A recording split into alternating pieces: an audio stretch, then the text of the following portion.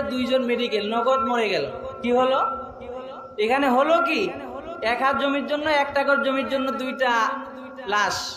তো এগুলো নিয়ে কি হবে? এজন্য আমাদের লোভটা আমাদের অন্তর থেকে বের করতে হবে। যতদিন পর্যন্ত হিরস, লোভ জিনিসটা ভিতর থেকে বের না হবে, ঈমান পরিপূর্ণ হবে না। কি পরিপূর্ণ হবে না? ঈমান পরিপূর্ণ হবে না।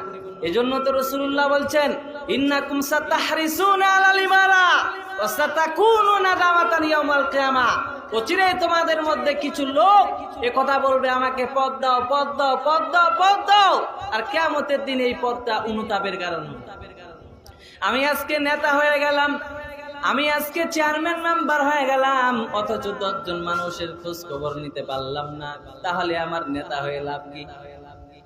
জনগণের যদি আমি খোঁজ খবর নিতে না পারি, আমার নেতা হয়ে লাভ কি? কাল কিয়ামতের ময়দানে যদি আমার আল্লাহ বলে, ও চেয়ারম্যান সাহেব, আমি তো তোমাকে সম্মান করে একটা পদ দিছিলাম এলাকার মানুষদের দেখাশোনা করার জন্য, কার ঘরে খাবার নাই খাবার দাও, কার ঘরে কাপড় নাই কাপড় দাও, কার ঘর নাই টিন নাই তাদেরকে ঘর আর টিন দিয়ে সহযোগিতা করো, কার ঘরে চাউল নাই চাউল দাও, কার ঘরে ডাউল নাই ডাউল দাও। এগুলো দেখার জন্যই তো চেয়ারম্যান বানাইছি। কিভাবে তুই মানুষকে দেখাশোনা করেছো? বলে ভিজিটি কার্ড বানাইছি, তাও 5,000 টাকা দেওয়া লাগছে। কি কার্ড? ভিজিটি কার্ড বানাইছি, 5,000 ছাড়া চেয়ারম্যান লড়ে না।